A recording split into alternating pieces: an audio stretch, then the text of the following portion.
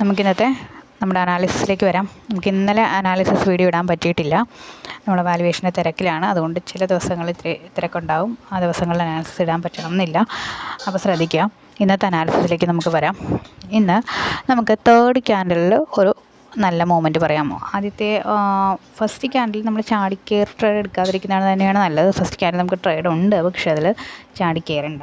അതൊരു confusing trade കൂടിയാണ്. നമുക്ക് നല്ലൊരു ഓപ്പർച്യൂണിറ്റി വരുന്നവർ വെയിറ്റ് ചെയ്തിരുന്നതിന് ശേഷം മാത്രം ട്രേഡിലേക്ക് വരിക. ഇപ്പോഴും ഓൺലൈൻ സ്ട്രാറ്റജി അറിയാൻ പാടില്ലാത്തവർക്ക് ഞാൻ ഒന്നും കൂടെ പറഞ്ഞുതരാം. മൂന്നാമത്തെ ക്യാൻഡിൽ നമ്മൾ നോക്കാം.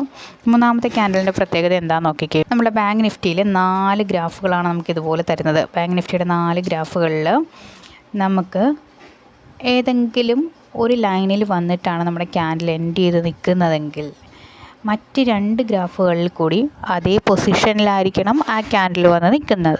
അതാണ് നമ്മളുടെ റൂള്. ഓക്കെ, ഇതാണ് ഓൺലൈൻ സ്ട്രാറ്റജി പറയുന്നത്. നമുക്ക് നോക്കാം. ബാങ്ക് നിഫ്റ്റിയുടെ തേർഡ് ക്യാൻഡിൽ പോയി നിൽക്കുന്നത് ഈ സെക്കൻഡ് ലൈനിലാണ്, ഏറ്റവും മുകളിലത്തെ ലൈനിൽ. ഓക്കെ, ഇതിനെ നമ്മൾ സെക്കൻഡ് ലൈൻ എന്ന് പറയും. ഈ താഴത്തെ ലൈനെ സെക്കൻഡ് ലൈനാണ്. ഇത് ഫസ്റ്റ് ലൈൻ, ഇത് സെക്കൻഡ് ലൈൻ, ഇത് ഫസ്റ്റ് ലൈൻ, ഇത് സെക്കൻഡ് ലൈൻ, ഇത് 2 ബോൾ ലൈൻസ്. ഓക്കെ, അപ്പോൾ ഈ മൂന്നാമത്തെ ലൈനിൽ വന്നിട്ടാണ് ഈ മൂന്നാമത്തെ ക്യാൻഡിൽ എൻഡ് ചെയ്യുന്നത്. സത്യത്തിൽ ഈ ഇത്രയും ലെവൽസ് അല്ലാണ്ട് ഇതിന് പുറത്തേക്ക് നമ്മുടെ ട്രേഡ് പോവില്ല. അതാണ് നോർമൽ കേസിൽ പോവില്ല. ചില കേസുകളിൽ നമുക്ക് ബ്രേക്കൗട്ട് ഉണ്ടാകുന്ന സമയങ്ങളിൽ മാത്രം പോകും. അല്ലാത്ത കേസുകളിൽ നമ്മൾ ഈ വരച്ചിരിക്കുന്ന എത്ര ലൈനുണ്ട്, 6 ലൈൻസിൽ നിന്ന് വിട്ടു പോകത്തില്ല. ഈ 6 ലൈൻസിൻ്റെ ഉള്ളിൽ നിന്നായിരിക്കും ട്രേഡ് ആക്റ്റീവ് ആകുന്നത്. കണ്ടോ? അങ്ങനെ നോക്കുമ്പോൾ തന്നെ ഈ മൂന്നാമത്തെ ക്യാൻഡിൽ എവിടെയാണ്? ഏറ്റവും അപ്പർ പൊസിഷനിലാണ് നിൽക്കുന്നത്. ഇനി ഇവിടുന്ന് ഒരു മുകളിലേക്കൊരു പൊസിഷൻ ഇല്ല. അതുകൊണ്ട് തന്നെ നമുക്ക് ഇത് ഇവിടുന്ന് ഇടിയും എന്ന് പ്രതീക്ഷിക്കാം. അത് ഒരു നിയമമാണ്. അത് എല്ലായ്പ്പോഴും അങ്ങനെ ആവണമെന്നില്ല. ബ്രേക്കിംഗ് ഡേ സംഭവിക്കാം. അതുകൊണ്ട് നമുക്കതിനെ വിശ്വസിക്കാൻ പറ്റില്ല. സോ നമ്മൾ പറയുന്നത് ആ ഒരു നിയമത്തെ പറ്റിയല്ല. ഈ മൂന്നാമത്തെ ക്യാൻഡിൽ ഈ സെക്കൻഡ് ലൈനിലാണ് പോയി നിൽക്കുന്നതെങ്കിൽ ബാക്കി 3 ഗ്രാഫുകൾ കൂടി നമ്മൾ ടെസ്റ്റ് ചെയ്യുമ്പോൾ 2 എണ്ണം കൂടി ഓക്കെ ആകണം. അങ്ങനെ മൊത്തം 3 ഗ്രാഫുകൾ ഇതുപോലെ സെക്കൻഡ് ലൈനിൽ വന്ന് നിൽക്കുന്നെങ്കിൽ നമുക്ക് എന്ത് ചെയ്യാം? നമുക്ക് ആ ട്രേഡ് ആക്റ്റീവ് ആവും. ഇത് പിയുടെ ഗ്രാഫാണ് കേട്ടോ. ഇത് പിയുടെ 2 ഗ്രാഫും സിയുടെ 2 ഗ്രാഫും ആയിരിക്കും നമ്മൾ തരുന്നത്. അപ്പോൾ പിയുടെ ഒരു ഗ്രാഫ് ഇതുപോലെ സെക്കൻഡ് ലൈനിൽ പോയി നിൽക്കുന്നുണ്ട്. അടുത്ത പിയുടെ ഗ്രാഫ് നോക്കിയേ, മൂന്നാമത്തെ സെക്കൻഡ് ലൈനിലല്ല പോയി നിൽക്കുന്നത്. ഇത് ഫസ്റ്റ് ലൈനാണ് കേട്ടോ. ഇത് മുകളിൽ ഒരു ലൈൻ കൂടി ഉണ്ട്. ഞാൻ സൂം ചെയ്യാൻ വേണ്ടിയിട്ട് സ്ക്രീൻഷോട്ട് എടുത്തപ്പോഴത്തേക്കും ഇങ്ങനെ ലോക്കലാക്കി എടുത്തു എന്ന് മാത്രമേ ഉള്ളൂ. അടുത്ത നോക്കുക. അടുത്ത മൂന്നാമത്തെ ക്യാൻഡിൽ നിങ്ങൾ നോക്കിക്കേ. സെക്കൻഡ് ലൈനിലല്ല, ദെൻ അടുത്ത മൂന്നാമത്തെ ക്യാൻഡിൽ. അപ്പോൾ ബാങ്ക് നിഫ്റ്റിയുടെ നമ്മുടെ മൊത്തം 4 ചാർട്ട് നമ്മൾ നോക്കിയപ്പോഴത്തേക്കും അതിൽ മൂന്നാമത്തെ ക്യാൻഡിൽ പോയി സെക്കൻഡ് ലെവലിൽ, അത് ഏറ്റവും മുകളിലത്തെ ലൈനിൽ പോയി നിൽക്കുന്ന ഒറ്റ പൊസിഷൻ മാത്രമേ ഉള്ളൂ. ഇതിപ്പോൾ ബാങ്ക് നിഫ്റ്റി മാത്രമല്ല, നമുക്ക് നിഫ്റ്റിയും ഫിൻ നിഫ്റ്റിയും കൂടെ തരും. അപ്പോൾ അതിലേതെങ്കിലും 2 എണ്ണം, നമുക്ക് മൊത്തം 3 എണ്ണമാണ് ഒരുപോലെ ആകേണ്ടത്. ഇതിപ്പോൾ ഒരെണ്ണേ ഉള്ളൂ ഇതുപോലെ സെക്കൻഡ് ലൈനിൽ നിൽക്കുന്നത്. അടുത്ത് നമുക്ക് നിഫ്റ്റിയെ നോക്കാം. നിഫ്റ്റിയുടെ മൂന്നാമത്തെ ക്യാൻഡിൽ പോയി സെക്കൻഡ് ലൈനിൽ നിൽക്കുന്നുണ്ടോ നോക്കാം. മൂന്നാമത്തെ ക്യാൻഡിൽ, നിഫ്റ്റിയുടെ ഈ മൂന്നാമത്തെ ക്യാൻഡിൽ സെക്കൻഡ് ലൈൻ അത് എത്തിയിട്ടില്ല. ചെറിയൊരു ഗ്യാപ്പുണ്ട്. അത് ഒരു റിസ്ക് ആയിട്ട് കരുതുക. അതിനെ എടുക്കണം എന്നില്ല, അതിനെ കൺസിഡർ ചെയ്യേണ്ട. അടുത്ത് നോക്കിയാൽ ഫിൻ നിഫ്റ്റിയിലേക്ക് നമുക്ക് നോക്കാം. ഫിൻ നിഫ്റ്റിയുടെ മൂന്നാമത്തെ ക്യാൻഡിൽ പോയിട്ട് സെക്കൻഡ് ലൈനിൽ നിൽക്കുന്നുണ്ട്. ഓക്കെ, ടച്ച് ചെയ്തിട്ടുണ്ട് കേട്ടോ. അടുത്ത ഫിൻ നിഫ്റ്റിയുടെ തന്നെ പി നോക്കിയേ. മൂന്നാമത്തെ ക്യാൻഡിൽ സെക്കൻഡ് ലൈനിൽ നിൽക്കുന്ന ചെറിയൊരു ഡിഫറൻസ് ഉള്ളൂ. 2 എണ്ണമെങ്കിലും ടച്ച് ചെയ്ത് നിൽക്കണം. ഒരെണ്ണം ചെറിയ ടച്ചിങ് ഡിഫറൻസ് ഉണ്ടെങ്കിലും കുഴപ്പമില്ല. കണ്ടോ? അത് ഓക്കെ പൊസിഷനാണ്. അതാണ് സെക്കൻഡ് ലൈനിൽ നിൽക്കുന്ന പൊസിഷനായിരുന്നു. സെക്കൻഡ് ലൈനിൽ നിൽക്കുന്നൊരു പൊസിഷനായിരുന്നു അത്. അപ്പം മൂന്നാമത്തെ ക്യാൻഡിൽ സെക്കൻഡ് ലൈനിൽ 3 എണ്ണം ഒരുപോലെ വന്നു. ഫിൻ നിഫ്റ്റിയുടെ 2 എണ്ണവും ബാങ്ക് നിഫ്റ്റിയുടെ 1 എണ്ണവും. അപ്പം നമുക്ക് ആ ട്രേഡ് ആക്റ്റീവാണ്. ഇനി നമുക്ക് വേറൊരു പൊസിഷൻ കൂടെ നോക്കാം. അതായത് സെക്കൻഡ് ലൈനിൽ, മൂന്നാമത്തെ ക്യാൻഡിൽ സെക്കൻഡ് ലൈനിൽ നിൽക്കുന്നു. പക്ഷേ മൂന്നാമത്തെ ക്യാൻഡിൽ ഫസ്റ്റ് ലൈനിൽ നിൽക്കുന്ന ട്രേഡും കൂടെ വന്നിട്ടുണ്ട്. ഫിൻ നിഫ്റ്റിയുടെ മൂന്നാമത്തെ ക്യാൻഡിൽ നോക്കിയാൽ സിയുടെ പൊസിഷൻ നോക്കിയാൽ സിയുടെ പൊസിഷൻ മൂന്നാമത്തെ ക്യാൻഡിൽ ഇത് ഫസ്റ്റ് ലെവലിലാണ് നിൽക്കുന്നത്. ഇപ്പോഴത്തെ സി പൊസിഷനും മൂന്നാമത്തെ ക്യാൻഡിൽ ഫസ്റ്റ് ലെവലിലാണ് നിൽക്കുന്നത്. അപ്പോൾ നമുക്ക് 3 എണ്ണം വേണ്ടേ? സെക്കൻഡ് ലെവൽ ട്രേഡ് ആണെങ്കിൽ 3 എണ്ണം വേണം, ഫസ്റ്റ് ലെവൽ ട്രേഡ് ആണെങ്കിൽ 3 എണ്ണം വേണം, ബോൾ ലൈൻ ട്രേഡ് ആണെങ്കിൽ 3 എണ്ണം വേണം. ഓക്കെ, അടുത്ത നമുക്ക് നോക്കാം. അടുത്തത് നിങ്ങൾ ബാങ്ക് നിഫ്റ്റി നോക്കിക്കേ. ബാങ്ക് നിഫ്റ്റിയുടെ മൂന്നാമത്തെ ക്യാൻഡിൽ എവിടെയാണ് നിൽക്കുന്നത്? ഫസ്റ്റ് ലെവലിലാണ് നിൽക്കുന്നത്, സിയുടെ പൊസിഷൻ. ഓക്കെ, സി പൊസിഷൻ താഴത്തെ ഫസ്റ്റ് ലെവലിലാണെങ്കിൽ പി പൊസിഷൻ മുകളിലത്തെ ഫസ്റ്റ് ലെവലിലായിരിക്കണം കേട്ടോ. അങ്ങനെയും ട്രേഡ് ആക്റ്റീവ് ആകാം. ഏതെങ്കിലും 3 എണ്ണം ആക്റ്റീവ് ആയാൽ മതി. ഇപ്പോൾ നമ്മൾ നോക്കിയ ബാങ്ക് നിഫ്റ്റിയുടെ 1 എണ്ണവും ഫിൻ നിഫ്റ്റിയുടെ 2 എണ്ണവും കണ്ട ഈ ഒരു ആകാശ നീല കളറിൽ കൊടുത്തിരിക്കുന്ന സ്കൈ ബ്ലൂ നോക്കുക. 3 എണ്ണം, അങ്ങനെ 3 എണ്ണം ഫസ്റ്റ് ലെവലിൽ ആക്റ്റീവാണ്. ഫസ്റ്റ് ലെവൽ ട്രേഡ് പ്രകാരം നോക്കിയാൽ അങ്ങനെ ആക്റ്റീവാണ്. സെക്കൻഡ് ലെവൽ ട്രേഡ് പ്രകാരം നോക്കിയാൽ സെക്കൻഡ് ലെവലിലും 3 എണ്ണം ആക്റ്റീവായിട്ടുണ്ട്. ഫിൻ നിഫ്റ്റിയുടെ 2 എണ്ണം, ബാങ്ക് നിഫ്റ്റിയുടെ ഒരെണ്ണം. അപ്പം ഫസ്റ്റ് ലെവൽ ട്രേഡ് പ്രകാരവും സെക്കൻഡ് ലെവൽ ട്രേഡ് പ്രകാരവും നമ്മുടെ ആ ഒരു ട്രേഡ് ആക്റ്റീവാണ്. അപ്പോൾ നമ്മൾ കുറച്ചും കൂടി ഒരു കൺഫർമേഷൻ കിട്ടാൻ വേണ്ടിയിട്ട്, അതായത് ഇങ്ങനെ നമ്മുടെ സ്ട്രൈക്ക് ലെവൽസ് ഇതുപോലെ ആക്റ്റീവായ 100% അക്യുറസിയാണ് കേട്ടോ. ഇങ്ങനെ 100% അക്യുറസി ഉണ്ട്. പക്ഷെ എന്നിട്ടും നമുക്ക് കൺഫ്യൂഷൻ ഉണ്ടെങ്കിൽ നമ്മൾ സെൻസെക്സിലേക്ക് നോക്കുക. സെൻസെക്സ് നിങ്ങൾക്ക് ഫ്രീ ആയിട്ട് തരുന്ന ഒരു ഇൻഡെക്സ് ലെവൽസ് ഫ്രീ ആയിട്ട് തരുന്നതാണ്. അതിൽ സെൻസെക്സിനെ നോക്കാം. സെൻസെക്സ് മതി. അപ്പോൾ നമ്മൾ ഒന്നുകൂടെ നോക്കുക. നമ്മളുടെ ഈ ഒരു ബാങ്ക് നിഫ്റ്റി പ്രകാരം എന്താ പറയുന്നത്, പി പൊസിഷൻ ഇടിയും സി പൊസിഷൻ കയറും എന്നാണ് പറഞ്ഞേക്കുന്നത് അല്ലേ. മൂന്നാമത്തെ ക്യാൻഡിൽ അത് കൺഫേം ചെയ്യുന്നു. അപ്പോൾ നമ്മൾ എന്ത് ചെയ്യണം, സെൻസെക്സിലേക്കും കൂടെ നോക്കിയിട്ട് മൂന്നാമത്തെ ക്യാൻഡിൽ പ്രകാരം ഒരു സി പൊസിഷനാണോ എന്ന് നോക്കുക. അതായത് ഒരു സപ്പോർട്ട് പൊസിഷനിലാണോ സെൻസെക്സ് വന്നിരിക്കുന്നത് നോക്കുക. സെൻസെക്സിൻ്റെ ആ ഒരു മൂന്നാമത്തെ ക്യാൻഡിലെ താഴെ എന്തെങ്കിലും ലൈൻ ഉണ്ടാകണം. അപ്പോൾ പ്രത്യേകിച്ച് ഡോട്ടർ ലൈനോ അല്ലെങ്കിൽ നമ്മളുടെ ലാസ്റ്റത്തെ ലൈനോ അല്ലെങ്കിൽ ബോൾ ലൈനോ ഉണ്ടോ നോക്കുക. അതിനൊക്കെയാണ് നമ്മുടെ സെൻസെക്സിലെ പ്രത്യേകതകളുള്ളത്. അപ്പോൾ മൂന്നാമത്തെ ക്യാൻഡിൽ എവിടെയാണ് വന്നിരിക്കുന്നത്, സെൻസെക്സ് സപ്പോർട്ട് പോയിന്റിലാണ് വന്നത്, കണ്ടോ, ഡോട്ടർ ലൈനിലാണ് വന്നത്. അപ്പോൾ നമുക്ക് ഉറപ്പിക്കാം സെൻസെക്സ് പ്രകാരവും ഇത് ഒരു അപ്പർ പൊസിഷനിലേക്ക് പോകാൻ പോകുന്നു. നമ്മളുടെ സ്ട്രൈക്കുകൾ പ്രകാരവും മൂന്നാമത്തെ ക്യാൻഡിൽ ഒരു റിജക്ഷൻ പോയിന്റിലാണ് നമുക്ക് കിട്ടി. അങ്ങനെയാണ് ബോർഡ് ലൈൻ സ്ട്രാറ്റജി പ്രകാരം ട്രേഡ് ഐഡൻറ്റിഫൈ ചെയ്യുന്നത്.